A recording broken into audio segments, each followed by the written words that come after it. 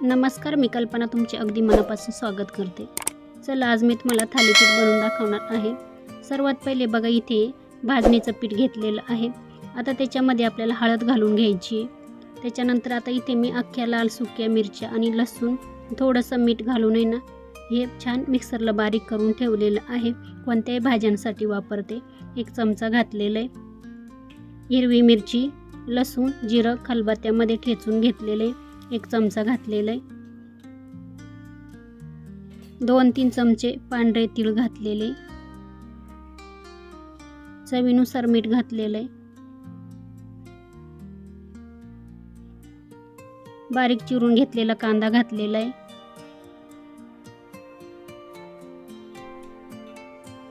आता आपलं थालीपीठ अजून छान पौष्टिक होण्यासाठी इथे माझ्याकडे मेथीची भाजी होती, स्वच्छ धुवून घेतलेली आणि बारीक बारीक चिरून घेतलेली। कोथिंबीर होती ती बारीक चिरून घातलेली आहे। आता तुमच्याकडे पालक असेल तर तो पण घालायचा आहे। थोडासा कोबी पण मी बारीक चिरून घेतलेला आहे, तो पण घातलेला आहे। मुलं भाज्या खाती नाही तर ह्या पद्धतीने थोडंसं त्यांना खाऊ घालायचं। 1 चमचा भरून तेल घातलेलं आहे, कच्चंच आहे तेल, सगळं मिक्स करून घ्यायचंय।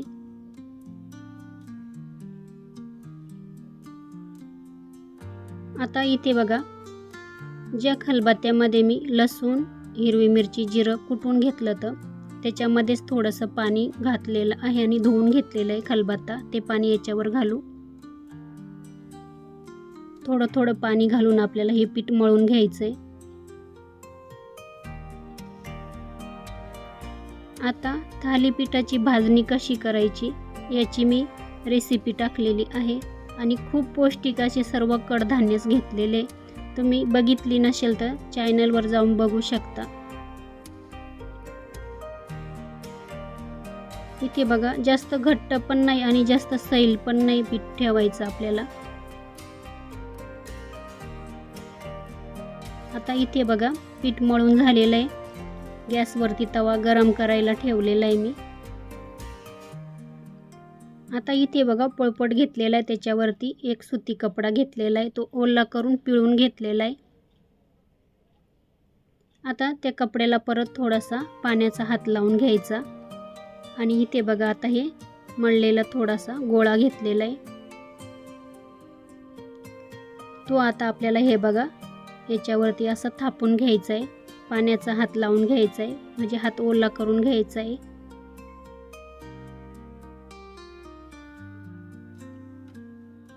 आता जितका पातळ आपल्याला थापता येईल तितका पातळ थापून घ्यायचा आहे। आता तुम्हाला जाड पाहिजे की पातळ पाहिजे त्यानुसार। आता मी थोडासा आहे ना पातळच थापणार आहे, कारण का मुलांना ना थोडेसे पातळच आवडता, जाड आवडत नाही आणि जाड थोडासा भाजायला पण वेळ लागतो आणि मध्ये कच्चा पण राहू शकतो।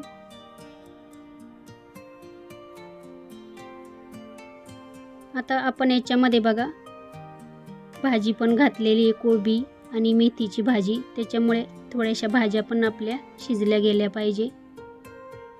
आता इथे बघा आपला पराठा किंवा थालीपीठ थापून झालेलं आहे। आता थोडंसं तव्यावरती तेल घालून घेते। पहिल्यांदाच आपल्याला तव्यावरती तेल घालायचं आहे। आता आपल्याला थालीपीठ तव्यावर घालून घ्यायचं आहे आणि कापड आपल्याला या पद्धतीने वरती उचलून घ्यायचं आहे।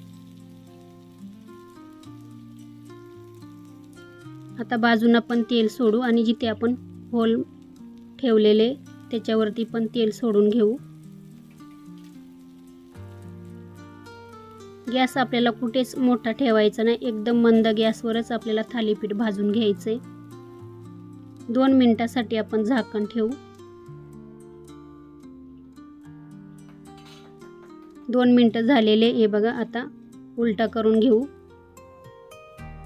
आता परत आपण थोडंसं तेल टाकू। आता तुम्ही तूप टाकलं तरी पण चालेल।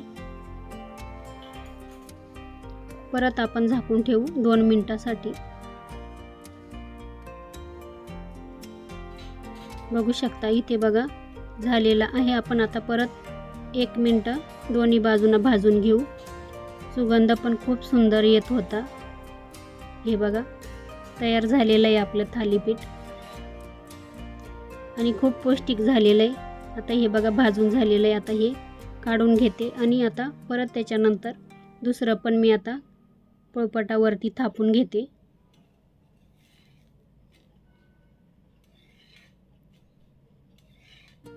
आता इथे बघा दुसरं पण थापून झालेलं आहे, हे काढून घेऊ। आता दुसरं मी तव्यावरती टाकून घेते।